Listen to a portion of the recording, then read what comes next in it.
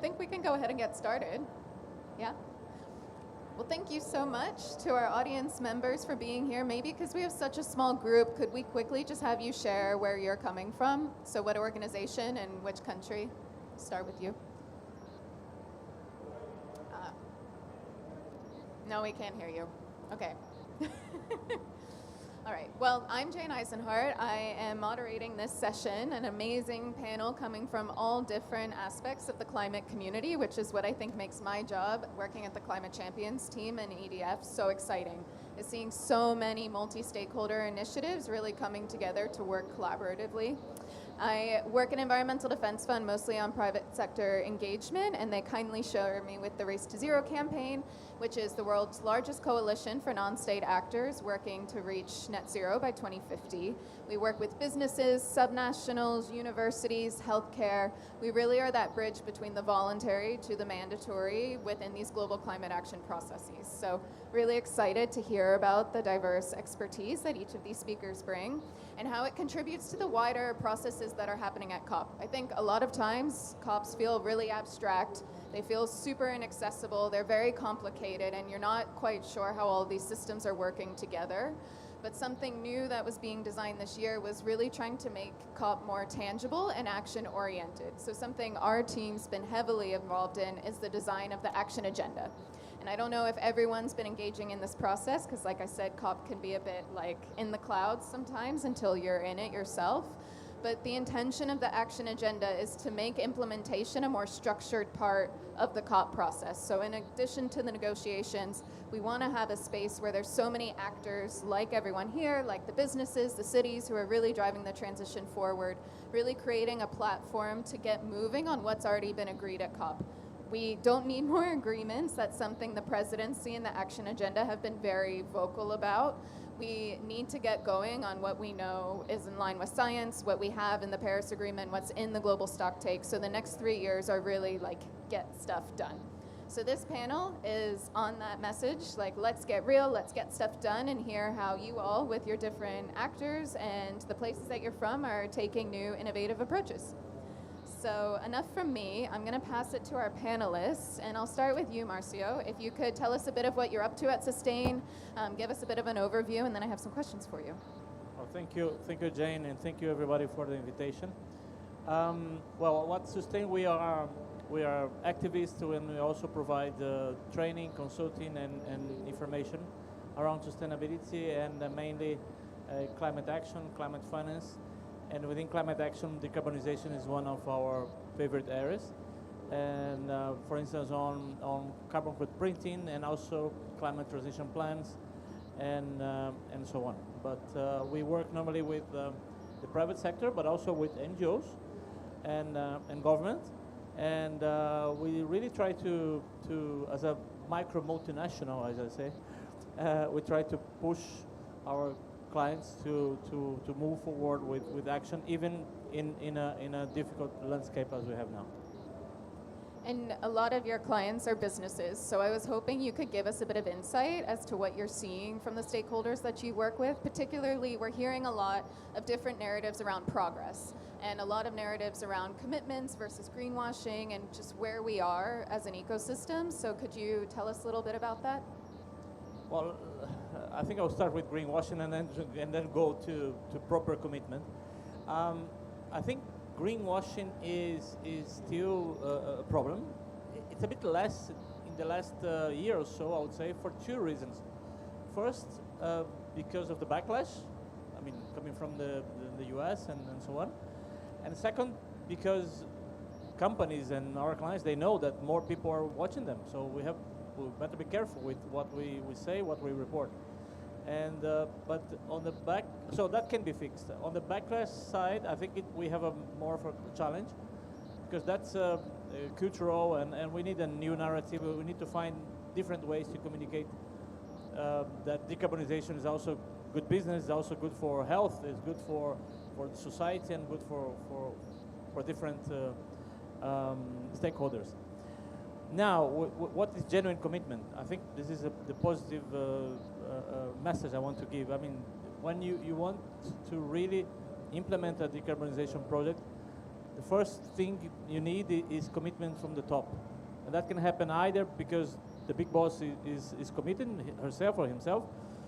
And we have cases like, I don't know, Unilever, when we had Paul Pullman there, or in Spain we have Iberdrola with Ignacio Galan, CEOs that they have the vision and they want to implement this. And we also have companies that the environmental managers and mainly the financial, the CFOs, they start to show to the top manager that this is important. Next, I think you need to do the basics. I mean, calculate, first map your carbon, your source, and see where you may have problems and opportunities, and calculate your emissions, and set a plan, verify what you're reporting, be transparent, and but I'll stop here for now because I think we can give examples of real decarbonization projects later on. And one of the things you said is something I think we're all grappling with in different ways of how to make a business case where it sounds like it's not a sacrifice to do these things. Like that's a weird thing that's happened in the climate space, right? Is everything seen as you have to give something up and it's hard and it's like a nice additional moral thing to be doing, when actually we're seeing like the world is changing and there's a lot of really great, exciting opportunities in the space too that I think we'll hear about from other panelists. But Sambal, I want to turn to you next because we heard a bit about the Spanish context, a bit about the global, and you're working a lot in India and some other regions too through your work at CCT. So can you tell us a bit about your role? Yeah, absolutely. So happy to share a bit more on that. So at Climate Champions team, the portfolio that I look at is emerging markets engagement. So we deal a lot with a lot of different economies that are growing fast, and they are very interestingly developing and decarbonizing at the same time. So it's a lot of unique challenges, and when it comes to the subnational level, we've seen a lot of success when it comes to city level climate action plans, especially when it comes to larger cities like Mumbai, like New Delhi. And we're seeing also a lot of heavy reliance, a lot of deep partnerships with non-state actors, huge sort of, gratitude to a lot of our partners in the Asia region, like the Under 2 coalition that's run by the Climate Group, the World Resources Institute. We've seen them supporting technically capacity building and implementation and design, making all of these city climate action plans much more inclusive than they would have been if we just had one stakeholder designing these plans. And just to sum it all up, what I'll say is it's been very interesting to see how this movement started from larger cities and it's now going into what are called back home tier 2 cities, which would mean that ideally these are large cities, but not the first kind of city that you would focus on when you're trying something new. So what I'll sum this up by saying that it's been very interesting to see partners like the Climate Group, like World Resources Institute, and also C40 cities really champion that sort of city-level data-driven approach to understanding climate risks and really designing plans that keep in mind what daily lives are like and how the impact is from everything to livelihoods to how you eat in these city climate action plans. Yeah, and I think we're seeing it increasingly each year when sometimes national level governments either aren't stepping up or we have leadership gaps. We are seeing a bunch of subnational action, like Newsom was a great example this week at COP, just coming in and really filling that hole in a space that previously was occupied in a different way. So we're seeing all kinds of like emerging opportunities in cities too. And I was hoping you could tell us a bit more about the action plans, a bit more about how you're seeing cities work with other stakeholders, because I think that's something like very special towards a subnational, is you're often intersecting with business, industry, universities, you name it. So yeah, maybe just elaborating a bit on the planning piece. Absolutely. So I think a few of the examples we've seen that are really powerful come firstly from, it was the first, I think, climate action plan in South Asia that's aligned to the Paris Agreement, which is from the Mumbai city, which is actually also my hometown. So not to brag, of course, but it also happens to be the first one in South Asia that is of that nature. A very, very sort of long process. The plan was finally launched around 2022, and they relied very heavily on the expertise of C40 and WRI in India.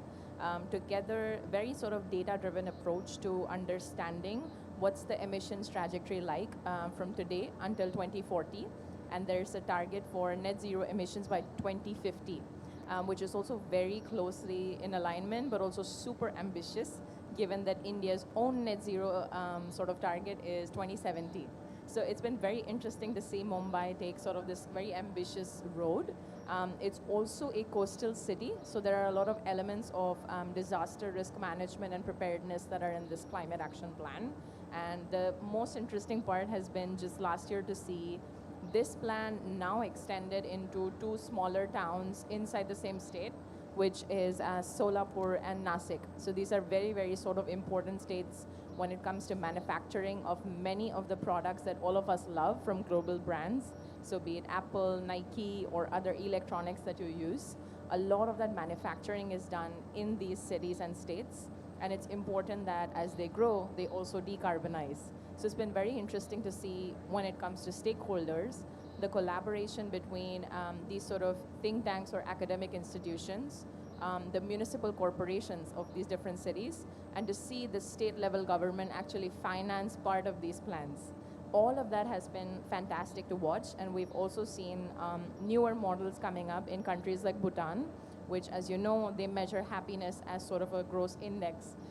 Just this week, we had the launch of the South Asia Granary of Solutions by the South Asia Special Envoy.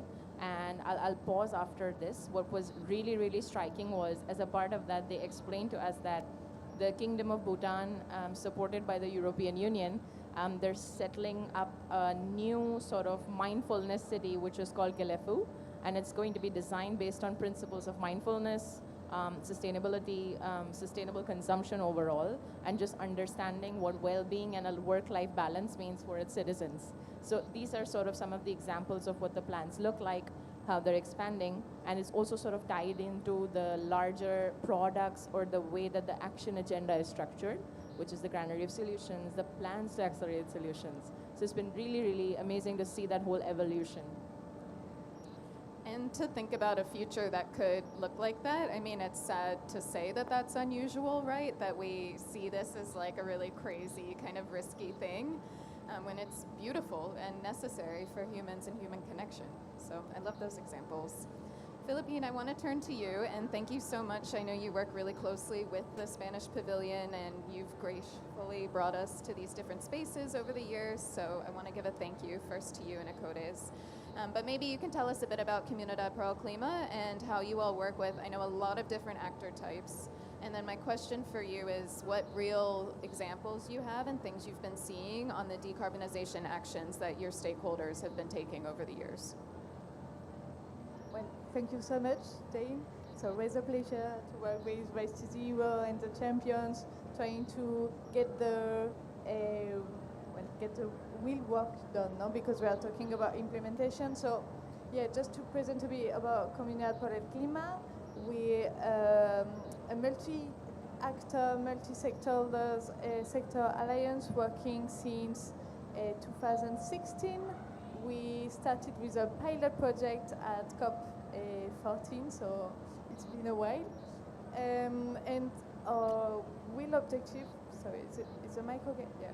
Our real objective is to work on the implementation of the Paris Agreement. So as we are based in Spain, we're working a lot on mitigation, trying to include a bit more on adaptation, but we are still focusing more on mitigation.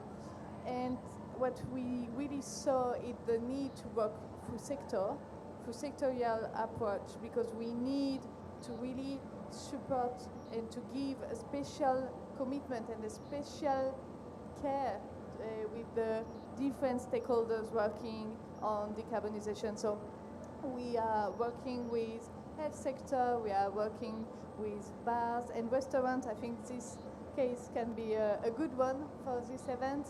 And we are also working with SMEs, because in the end, all these small stakeholders are very important for all the decarbonization of the economy.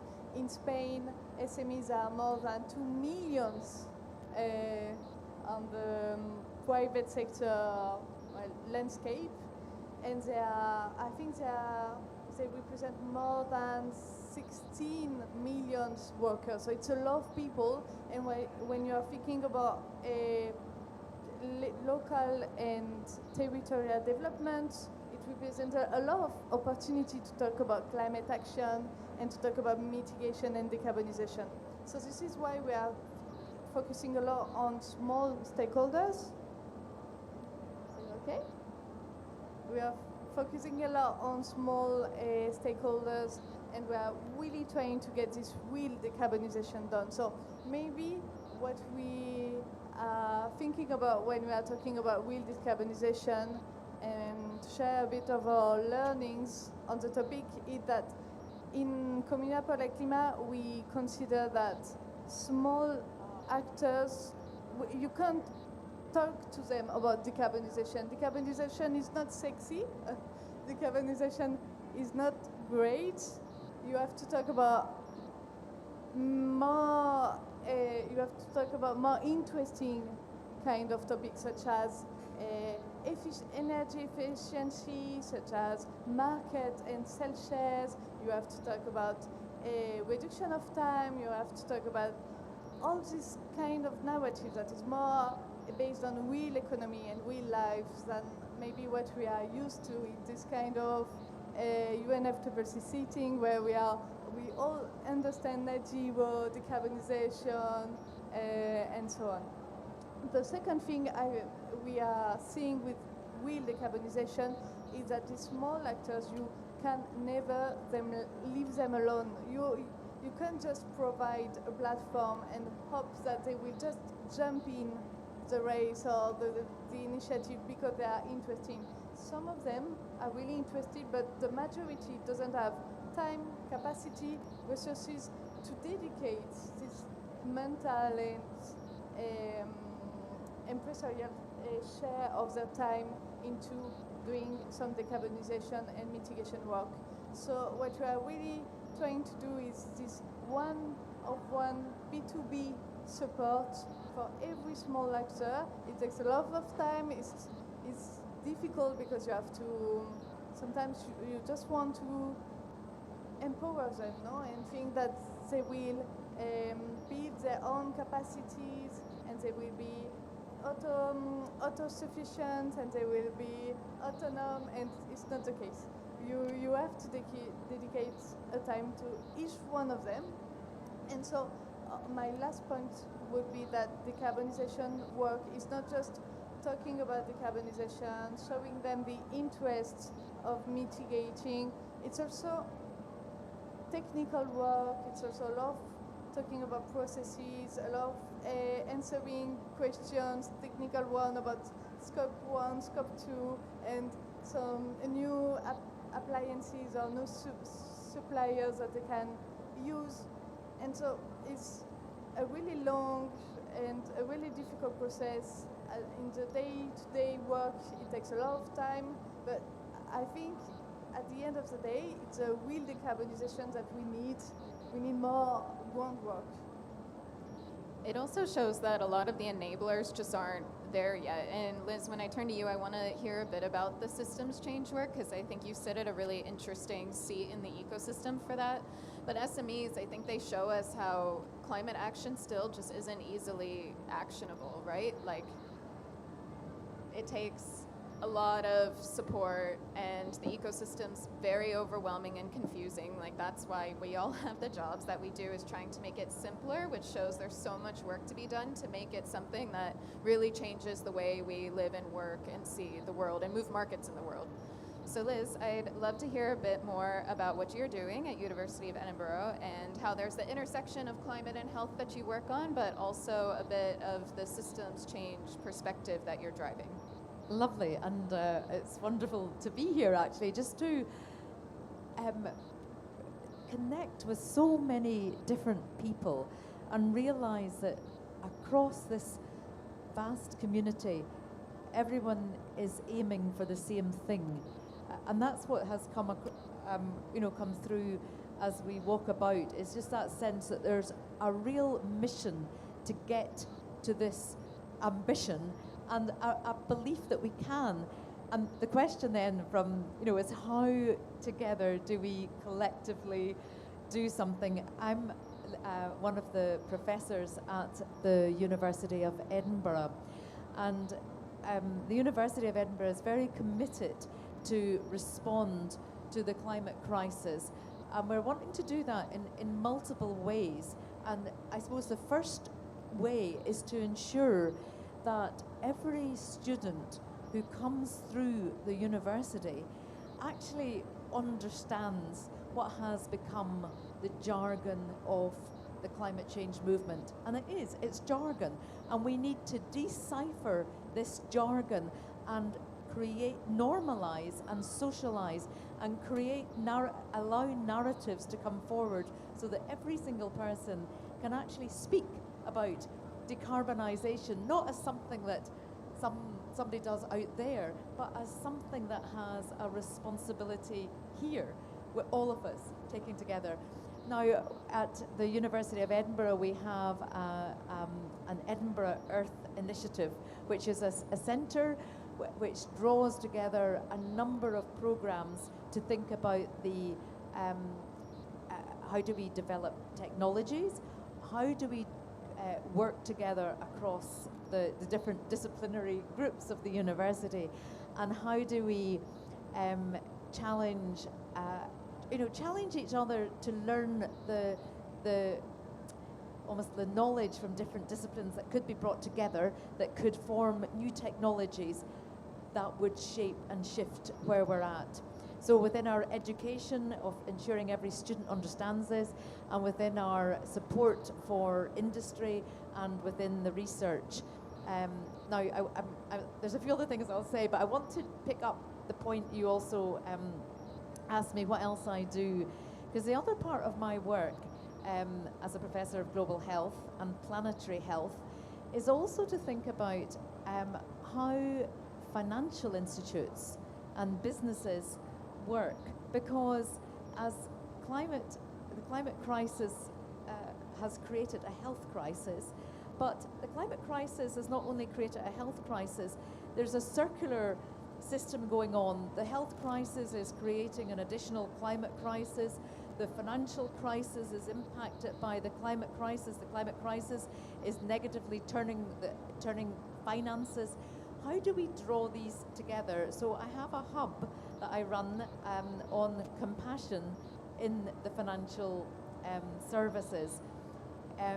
Working, and I'm picking up with what you said about Bhutan, and that real shift to say, what would it be like if we work with financial companies, if we work with businesses to say that care of people and care of the planet actually is our ground zero, as it were. It's where we stand. Care of people and planet. And that sense of being compassionate to each other and being compassionate to a planet that gives us everything we need to live. If we start to believe that, then the processes of decarbonisation, the processes of getting to net zero, the processes of all of our sort of language of what we need to do in order to move into alternative systems start to become something that we live towards, as opposed to something that's out there and I'll do a bit of that, but my own life goes on here.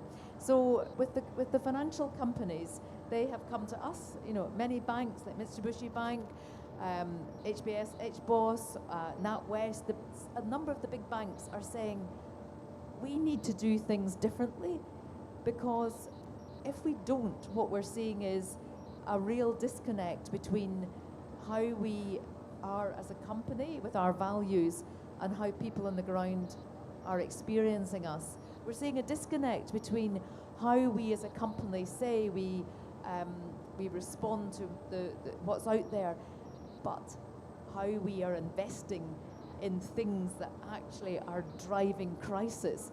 And the insurance companies in particular are talking about how is it we've got to a stage where we're investing in the very things that's coming back to bite us. How do we stand back and be compassionate to ourselves, to the earth, to our clients, to a vision of a future. Sorry, I've talked far too much there. Apologise. No, could listen all day. And I think it's beyond compassion too. It's this lack of just love for things and people. Like, do we love things around us enough to fight for them? Because all of these negative, horrible impacts that we hear about this week, that we read in the headlines, mean that a lot of your students, their futures, they won't be able to do these things, like have a normal job, have a family, have a great, strong education system. If you don't love that, in addition to the beautiful mountains and access to green spaces, and like, the priorities of that. So, I want to pivot a bit, but before we get to the second part of questions, since it's a small group, I wanted to see if so far you all have any questions for each other, or things you wanted someone to elaborate on a bit further. It's okay if not, putting you on the spot. I just want to react to your comment about the jargon. We have a beautiful jargon at the very title of this event: non-state actors. You say that to anyone? What non-state actors? And we even have an acronym, NSA. Now we say NSA. So for those who don't know, this is non-state states or cities and universities and companies. And also, just reacting to what you said about the psycho-health crisis and climate crisis. You know, COVID was quite good for climate, but we don't want to have that again. Liz, I actually had a question for you. You mentioned some maybe disciplines within the education system that you pull on for innovation and ideas. Could you give an example of one that may surprise us? So beyond like the normal climate courses, like research that's more like innovative and different? Sure. You know, I'll speak from the health perspective, because I work in public planetary health. And I think one of it took a long time before the climate community really understood that the climate crisis was a health crisis. You know, we now, you know, we've had the Health Day yesterday, the Belém Health Action Plan was passed yesterday, but it was a long time for, you know, it was almost a surprise in 2015, 2016 when this started to become a conversation. The first Health Day wasn't until Dubai at COP28. And the reason I'm saying that is what has happened within the health community as the health community have become aware that the direct and the indirect and the socio-economic impacts and the socio-mediated impacts of climate crisis is actually destroying health. They have begun to stand up and say, this matters, and we are going to look and map our own carbon footprint in hospitals, our own way of understanding and mapping how individual patient experiences of health through heat stress, through floods, through vector-borne diseases, foodborne diseases, waterborne diseases that are being driven by climate change. We're going to look at that and try and map that much more carefully, because at the minute what we have is really only population data and population records on heat that we're overlaying, but we're not actually seeing it at the local level. So one of the real innovations that we have done, particularly at the University of Edinburgh, is work with local data, patient-led local data, to begin to draw together how an individual is experiencing heat stress, but then use that to begin to project what's going to happen in the future for this individual's life, and then this community's life, and this and the city's life. So it's taking both population and personal health data and marrying them to localized and nationalized climate data, and beginning to see. I can give you a few other examples as well, not in the health, but that's one of the particular health ones that is quite interesting. Yeah, interesting and exciting. We actually have a critical partner in Race to Zero Healthcare Without Harm, who others may be familiar with, and they just announced that they had their 100th member, so from the healthcare sector, joining the net zero movement. So we're seeing tons of growing momentum. They're constantly bringing in new actors, which is quite exciting. Yeah. Well, the second half of the discussion, wanting to really pivot to some of the lessons learned and to some really like pragmatic, actionable examples of things that we can take as best practice, and maybe examples of things that have happened through case studies and the like. So, Philippine, I want to start with you. You do a lot of work with SMEs and, like you mentioned, bars and restaurants, which is really quite exciting, and I think something that's a bit underrepresented in the non-state actor climate space. Can you tell us what you're doing in your role and at Comunidad Pro El Clima to support these actors, and like what specific steps you're taking? I know you said you help a lot with like carbon accounting and getting started on the journey, but really getting into nitty gritty of how are you helping them to move? Yeah, thank you so much. It's true that it's a bit funny that we are working with bars and restaurants in Spain.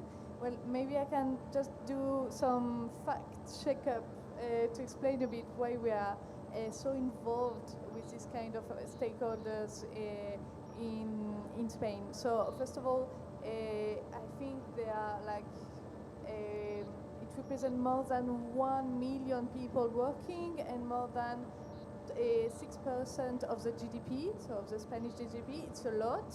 It's 90 million billions euros. So it represents a lot of people. And to go back to what Liz was saying, it's in Spain it's also an emotive kind of vector, because we have a lot of bars, we have a lot of restaurants, and if maybe you know some Spanish people, you will know that they are always in a bar or restaurants. We have in every city, every village, every corner of the street, we have one bar or restaurant. So it's also a good way to share messages and to talk about really ground down climate action and mitigation. So this is why we are working with them. And now, talking about how do we work with them, we are really starting slow, trying to explain them the co-benefits of climate action, because there's a lot. I was talking earlier about cost efficiency, energy efficiency, about how they can also improve their time management, improve their use of resources on foods, on water. So we are trying to map that from them.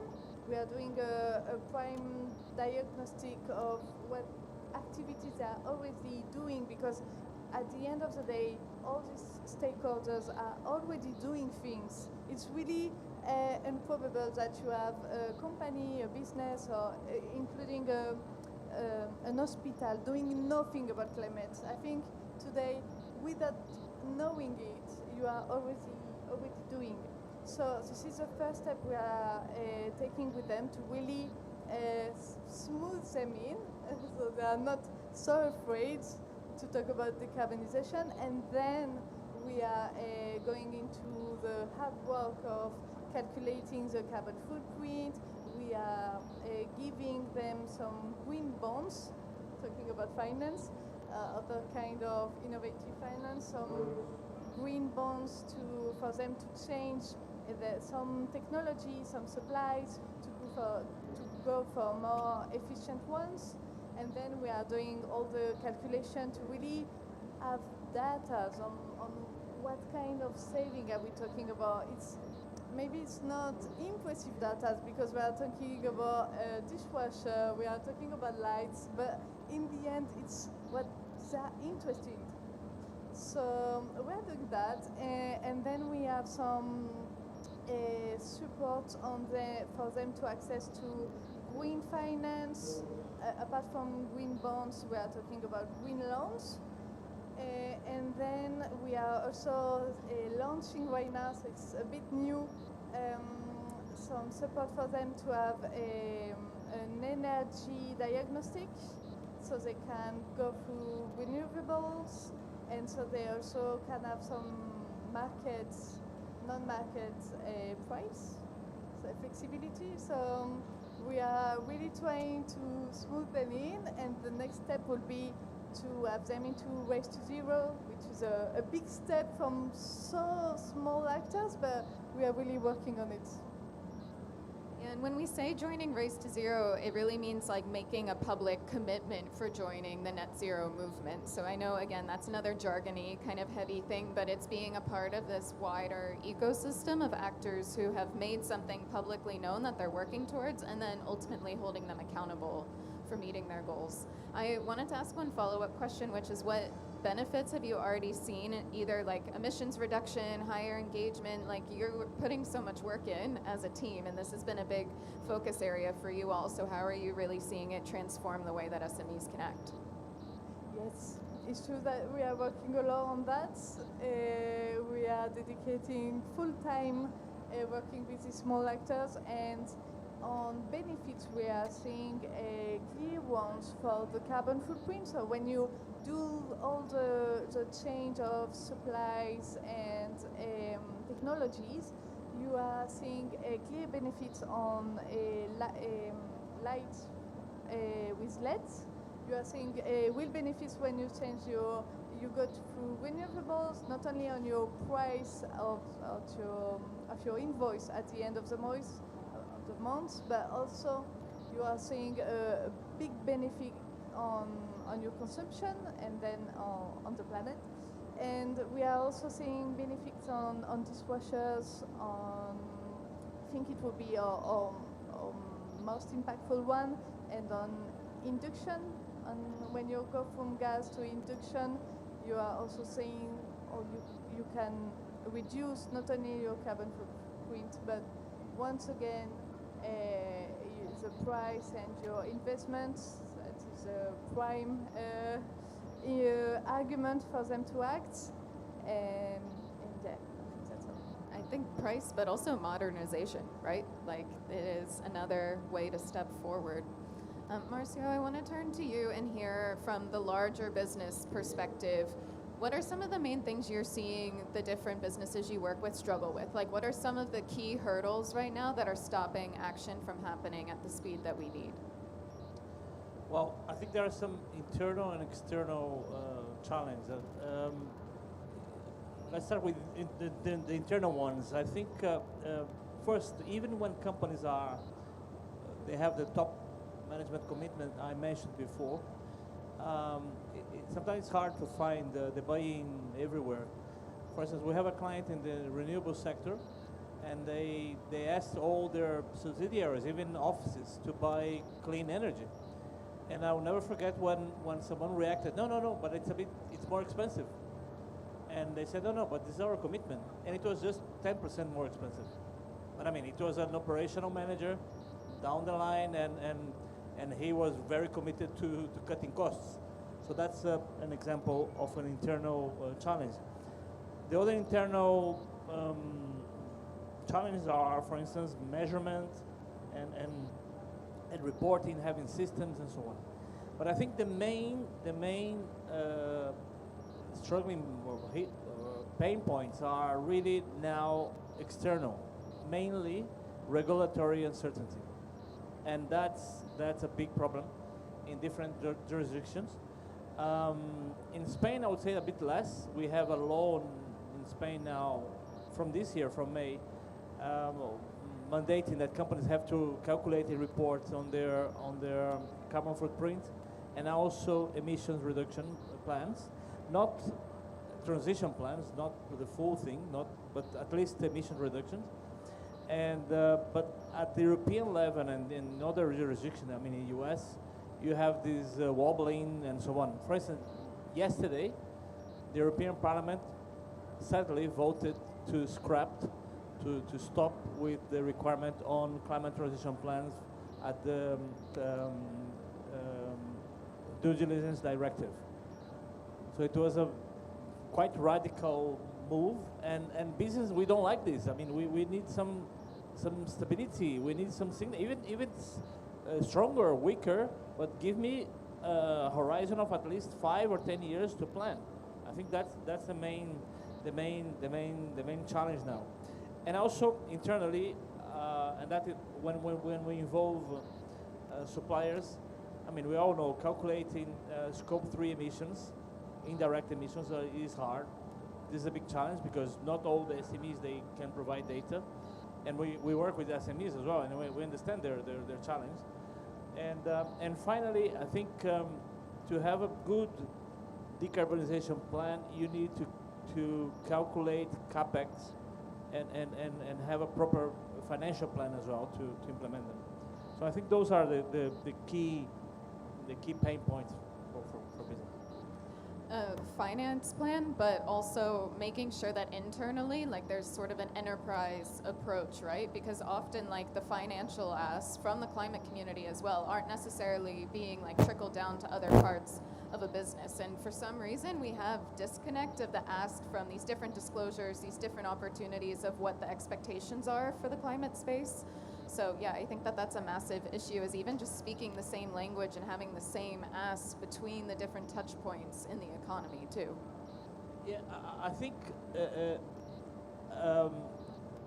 convincing financial managers that this is good business is hard, but it's happening now.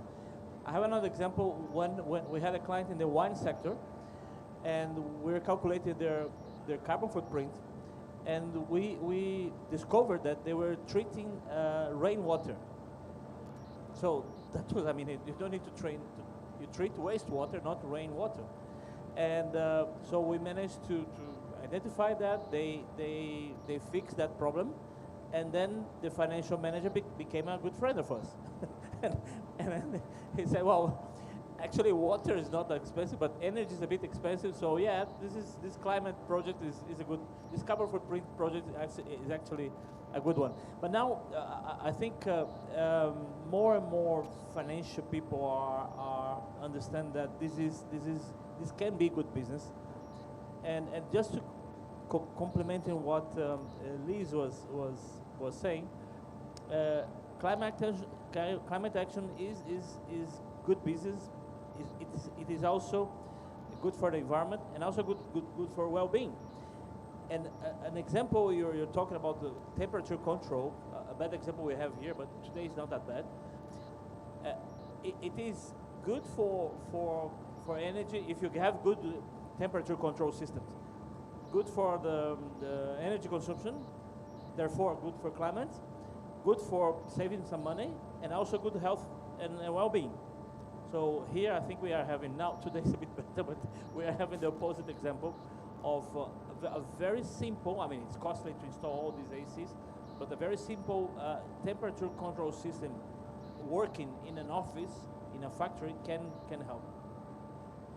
And predictability, which we lack, like you said, with things like regulation, but at least we know in other spaces, moving to these systems, it's more stable, despite what some headlines may show that try to like debunk that narrative. But Sambal, I want to turn back to you, and you already started touching on the multi-stakeholder element of your work with CCT, but I was hoping you could give us a bit more context into what it's like working for an organization that is so multi-stakeholder. The Climate Champions team and the Climate Change High-Level Champions bring in all of the actors within this panel together into one space. So with that and the action agenda, I was hoping you could just share with us a bit more about this collaboration. Absolutely. So I think first things first, I think collaboration, why it's important is because when you make decisions, it's not just that. So real action does not happen just in meeting rooms. You actually need to match national ambition to local action and execution. So that's, I think, something that the champions themselves and we at the Climate Champions team have been working very hard with regional or local partners to execute that. The idea very often is to really champion solutions that we know already exist, and that's how I think we get the best out of these programs. When it comes to linking it to also the COP30 action agenda, I think the granary of solutions is an excellent example of this. First, of course, in the region, we saw the South Asia granary of solutions, but in general as well, what we've been trying to do with regional partners is work very closely with them to socialize the idea that regional partners have a voice, they have a role to play, and they have the kind of local, unique expertise and experience that is unmatched. A very, very simple example is some of the regions, including in India, we are dealing with stakeholders that range from indigenous people to stakeholders that represent the private sector or large businesses. Working together with multiple such groups, we've been able to convene really, really high-level dialogues that get the needle moving. We've been able to welcome a lot of Indian members into key alliances, including, of course, Race to Zero, but also the Utilities for Net Zero Alliance, which is popularly called UNESA. Having these sort of organizations join these alliances, what it means in very, very simple terms is the kind of scale that can be achieved in India or a more populous country like that is unmatched. And it's the partnership with local organizations that I think the CCT team, of course, and the champions themselves, they really welcome that. Very, very sort of simple example is from the UNESA Alliance. We actually have 2 Indian members, and just between the 2 of them, they serve tens of millions of customers who at the last mile are receiving electricity. So we're talking about people for the first time being able to study with a tube light. We're talking about people who are passing exams now. We're talking about people who are doing clean cooking now. So this is the kind of change that you see when you work at the global level with something like UNESA. You partner with a regional company that's electrifying millions of homes. And that kind of scale, very honestly, is just unmatched. We've seen it in emerging markets, and something that I'll sort of pause here. What I really believe in is something that our special envoy also mentioned just a few days ago, that the global south is the global majority. So it's really the right time to be working with local partners, and that's something that CCT hopes to continue to be doing in the near future as well. And what would you say to the question that I think gets asked a lot to SMEs, but also in certain regional contexts where it's like the why is this responsibility falling on me question? Same with healthcare, actually. A lot of times organizations say, well, we're already doing like a public good, or we already have a small footprint, like why? Because it's hard, it takes a lot of work, a lot of money. What is your response to that with all of the different stakeholders coming together in subnational regions? So that's a very, very tricky question, and I don't want to get into trouble. But to keep it very simple, definitely those principles like common but differentiated responsibility, of course we believe in that. I think the part that is what I would say rather than responsibility is something that's a value add is when local stakeholders come in, they have an understanding very often of what the local landscape looks like. And how it has changed, let's say, in the last 20 to 30 years. So let's say between all of us, we probably have more than 100 years of lived experience of the neighborhood or the city that you've been in. Keeping aside, the financial aspect, which is where most of the debate comes from, what I think local partners, regional stakeholders bring to the table that's special is that unique insight into how the coastal line is changing, into how yesterday I was a fisherman, today I'm not able to do that anymore. These are ways how they're contributing, and definitely there's a lot of pressure that comes with it. The part that we've seen that works very well is they're able to sort of through consultations bring grassroots evidence, advice, and something that's contextually relevant when you're developing city level, state level, coastal resilience plans, you're developing climate action plans, you're developing decarbonization roadmaps or emissions reductions pathways. So definitely, financing is a challenge. There's a lot of tension there on that topic when it comes to taking responsibility in the global south. And there's sort of on the positive side, I think there's just this understanding that I do understand that maybe my per capita emissions, it's not that high. But what I do want is that the next generation that comes in, I do not want them to suffer as much as maybe we did. So it's just that sentiment, it's the local knowledge that you bring, and it's the fact that the knowledge is applicable when you're designing something high level. And very, very, I'll pause after this, very, very crucial has been the support of especially regional financial institutions like Asian Infrastructure Investment Bank, Asian Development Bank. They've played a huge, massive role in helping or supporting with the finances that are needed so that this pressure on national sort of exchequers is minimized. Yeah. And And you started talking about this with the planning process before, but my question for you, Liz, is thinking beyond carbon. And we've heard examples, I think so far from everyone, of how we're starting to do that, but I know it's a big part of your work is looking beyond carbon and a decarbonization narrative. So I was wondering if you could expand on your definition of climate action and tell us a bit more about how you think broader. Sure, and just in that, in drawing together what we've been saying, we have something in Scotland that the University of Edinburgh, with its University of Glasgow, started called Scotland Beyond Net Zero, and actually 13 Scottish universities are part of that, working across the sectors to visualise how to get to net zero. But the beyond part is really important, and I want to come to that.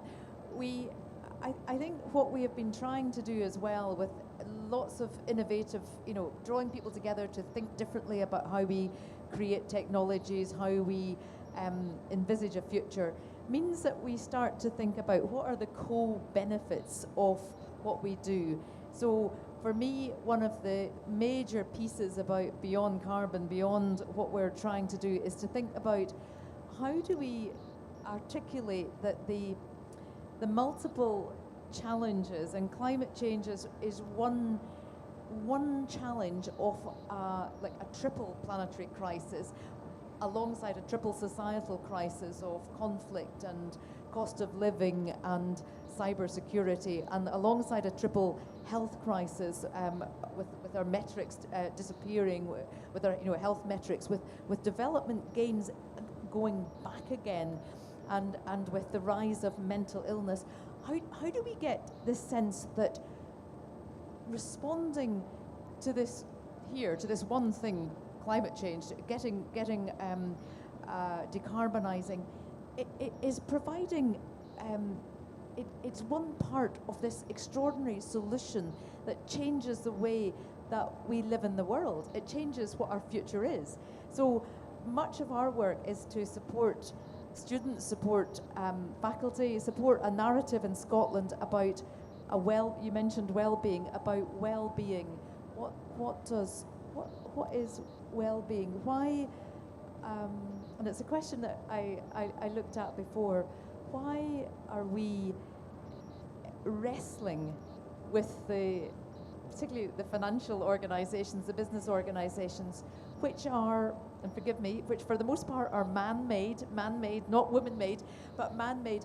Why are we negotiating with them in a way of sort of almost begging, when in fact our very life and their life depends on doing the right thing? We've got ourselves believing that systems can't change and that systems are set in stone. But the one thing that young people have taught us is this is not set in stone. We can bring about change. And you mentioned COVID. Overnight, when the pandemic hit, things changed actually remarkably fast. They can change. They can change phenomenally. But that sense of giving not just the urgency to take action, but the belief that action is possible, and rapid action is possible, and actions can have multiple co-benefits. So we do something in health, in climate, in energy, in finance that together drives well-being. That's what we're trying to get to. That's where compassion comes in, care. Well, and you'd have to keep that narrative, especially with students, right? Because otherwise we're talking about 10 years from now, catastrophic climate change. So what role would an 18-year-old have to play in that system? Like, we have to look at there's opportunity, there's progress, and it's possible. Before we go to our wrap up, I just wanted to see again any reactions, follow-up questions. It's okay if not. No. Well, I want to wrap up with a one-sentence ask, and it's kind of to the last point I was making, that we think about things really far in the future. Like net zero itself, 2050, is not close, and we keep saying we need to implement and take actions towards that goal. And then we get a bit lost, I think, with thinking, what does that mean for the next 6 months, the next year, the next 5 even feels too far. And that's at least in the race where we've seen there's this huge action gap. We're so focused in the climate community on how we get the frameworks, and And that's been great, and we've done a lot around mobilizing to set targets, but now we're in this really sticky, tricky piece where it's like we have to see results soon. So what, in one sentence, 1 minute, would be the thing you would say should be happening in the next year? So it could be an action that you think the business stakeholders you work with should be taking. It could be an ask for the climate community, but one action, 1 year, what would it be? It also doesn't have to be the one that solves everything, because I think we get stuck thinking of that too. I have the mic, so I think one action is to maybe to read the latest Professor Nicholas Stern book, and it's called Climate Action: An Opportunity of a Lifetime, or just an opportunity of a lifetime. And if we, in the next 12 months, we can show to people, and that's my mission now, that we have the best opportunity now, and the economical, the logics behind climate action has never been so good. First, because the cost of inaction is growing. I mean, we see that everywhere. We see that in developing countries, we see that in developed countries, we saw that we see that in Spain. Now almost every week we have inundations, we have fires and everything. So the cost of adaptation is growing, but the good news is that the cost of action is going down. So the cost of renewables, for instance, is going down dramatically. So the gap, and I'm not an economist, I'm just an engineer. So the gap is growing, so the opportunity is growing. So if we can show that and translate that into a new narrative, into something that people can get excited about, and just a provocation, with all the respect, I'm a big fan of Race to Net Zero, but more than twice, especially my students say, this is the race to the bottom. I say, no, this is the race to get to net zero. Yeah, but zero is in the way. I say, oh, come on. It is, but you can have that sort of reaction. So if we can show that this is an opportunity, not just because of the environment, not just because of health, but because of the whole society can benefit, I think this is the next thing I will do in the next 12 months. I mean, even the word race, right, I think is misleading, because it means there's winners, or that's what we picture, when actually it's like we can't just have a few strong companies, cities, whatever, do the work. We need to create an infrastructure where everyone makes it to the end. So yeah, it's, I think, a narrative challenge for sure. Who wants to go next? I think for me, as picking up what you said, it's telling the story, actually having a story of hope and change, and what we're trying to do is really positive for everyone, because at the minute a lot of the narrative is either the fear narrative or it's going to be such hard work there, and we've got to really struggle, and the zero pieces in people's minds, as you say, telling a story that says, if we collectively come together and do a set of things, and set those set of things out, because they're individual actions, they're community actions, they're systems actions, if we do those, then we get to hear, and this is what it looks like. So telling the story. So for me, I think the one thing that I would want to see in the next 1 year is there's a lot of targets that are coming up in Asia, up to 2030. But in the next 1 year, I would want to see, a lot of more inclusion of groups that are usually not included. They don't have a seat at the table, and a lot of, those people, especially in Asia, they happen to be either very young, or the elderly, or people that, are native or indigenous to that land. So I think that a lot of the problems that are faced by communities, they're actually the ones that can help plug in the data gaps, especially where GIS might not work.